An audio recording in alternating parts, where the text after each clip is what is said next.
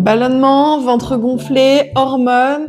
Comment faire la différence entre tout ça? Reste ici, je t'explique. Tu sais, parfois, tu te lèves le matin, t'es trop contente, t'es dans ton petit pyjama, tu te sens trop bien, ton ventre est tout plat, tu vas dans ta salle de bain, tu te trouves belle, tu prends soin de toi, et là, cata, tu prends ton petit-déj, et c'est le drame. Tu viens de prendre 3 tailles, tu comprends pas ce qui t'arrive, et bref, c'est une catastrophe.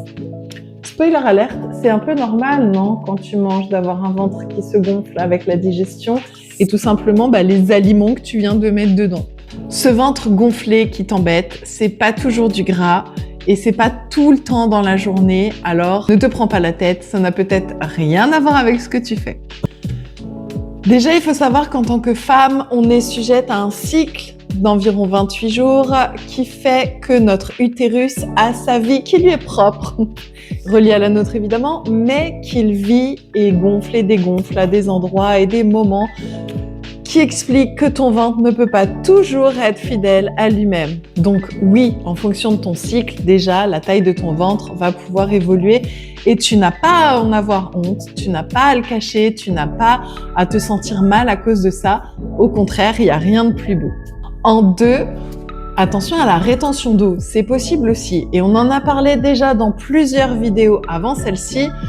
Pense à t'hydrater et à te masser. C'est des choses qui vont venir aider la circulation dans ton corps, circulation lymphatique et circulation des énergies, de l'eau, du sang, bref, la circulation dans un point de vue général, d'accord? Il faut que ça circule. Ne retiens rien, ne stocke rien, que ce soit dans ton énergie ou dans ton corps. Si ici c'est au clair, ici ce sera au clair. Et puis bon, il est bien évident que juste avant les règles, c'est un peu naturel qu'on se sente un peu plus gonflé. Et ça, encore une fois, c'est la nature. Évidemment, il y a d'autres petits inconvénients que tu vas pouvoir avoir et sur lesquels, là, tu vas pouvoir agir. Et on parle notamment de la digestion. Si à chaque fois que tu manges, tu te sens ballonnée, lourde, pas bien, pas confortable, serrée, boudinée, enfin que sais-je, peu importe, alors là, oui, peut-être qu'il y a des choses à faire. Parce que prendre un petit peu d'estomac parce qu'on vient de remplir le bol alimentaire, oui, mais ça ne doit pas durer pendant des heures non plus. Et surtout, ça ne doit pas être une sensation de global inconfort.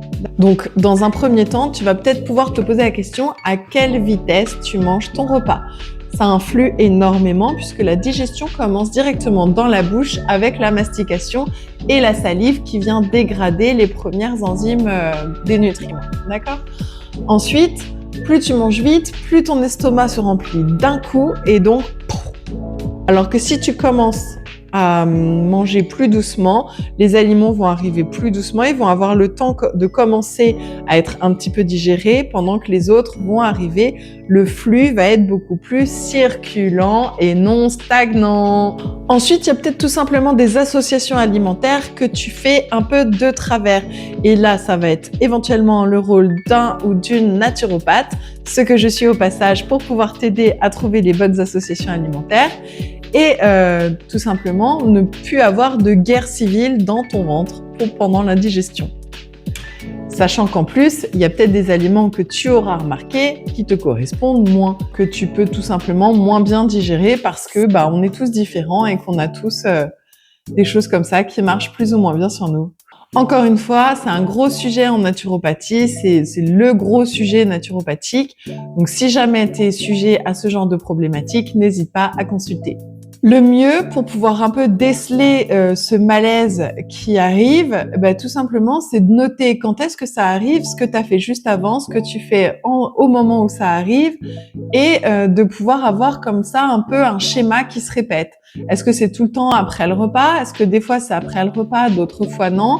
Est-ce que c'est au même moment de la journée? Qu'est-ce que tu as fait avant, juste avant, encore un peu avant? Bref, on va chercher tout simplement à déceler les causes de cette conséquence et qui de mieux placé que toi qui vis cette vie pour le savoir. Quoi qu'il en soit, on va pouvoir également essayer de s'écouter un petit peu plus, notamment au niveau des repas, au moment où on mange, et notamment par rapport à la sensation de satiété. C'est hyper important, mais on est vraiment trop, en tout cas de nos jours, déconnecté de cette sensation de satiété. En gros, quand tu finis ton repas, il faut que tu laisses un petit espace, c'est-à-dire, alors tous ceux qui sont atteints de troubles alimentaires, vous allez très vite comprendre l'image. Il faut pas être rempli en entier. Voilà. Faut pas, quand on a des troubles alimentaires, on va chercher très vite à se remplir, à avoir vraiment bien rempli, quoi. Vous voyez, bien rempli, en fait. Il n'y a pas d'autre mot. En gros, l'idée, c'est justement de pas aller jusque-là, de sentir qu'on a mangé, de sentir qu'on ne ressent plus la faim, les gargouillis, le ventre qui réclame, etc. De sentir que ces signaux-là sont passés et de se faire confiance après, de faire confiance à notre corps et à la nature pour tout simplement s'arrêter là et savoir que la satiété entière et pleine satisfaction va arriver puisque ça met toujours un petit peu plus de temps. Le problème, c'est que on a du mal à se faire confiance à soi-même et à son corps et que du coup, quand on sent ce petit frottement là à la fin du repas, on a tendance à dire non, attends, il manque. Et du coup, on vit dans le manque et on vit dans le stockage. Donc c'est là que vous allez vous sentir ballonné, pas bien, lourde après le repas et que ça va s'incruster sur les hanches, les fesses, le ventre, bref, que sais-je. Donc apprenez à vous refaire confiance et une astuce qui peut très bien fonctionner, par exemple, c'est de se dire on est dans un pays occidental civilisé, quoi qu'il en soit, je vais pas mourir de faim aujourd'hui. Si ça rate et que, par exemple, je dois partir faire des courses ou je dois partir pour ma journée et j'ai la sensation de pas encore avoir assez mangé et si je pars, est-ce que je vais pas avoir faim, etc., etc. C'est un jour de votre vie, vous allez pas mourir de faim, vous n'êtes pas en sous-nutrition, vous n'êtes pas voilà. Donc, hormis si vous êtes hypoglycémique, enfin si vous êtes diabétique et que vous voulez éviter une hypoglycémie, prenez de quoi évidemment, hein, suivez toujours vos prescriptions médicales, mais en l'absence de quelconque problème médical et de préoccupations de ce genre-là, vous risquez pas de mourir pour avoir un peu pas assez mangé une journée. Donc au pire, vous essayez, vous voyez comment vous vous sentez et le lendemain, vous réajustez. Également, le sommeil va jouer un très grand rôle puisque plus vous allez être fatigué, moins vous allez accorder de sommeil à votre corps, plus les fringales vont tabasser à mort. Évidemment, quand on est fatigué, on a la flemme de tout, de faire à manger, de penser, de faire des courses. On se jette sur le premier truc qui passe par la main et qui a un peu de goût, qui va venir tromper un peu notre cerveau et nous faire plaisir sur le moment immédiat.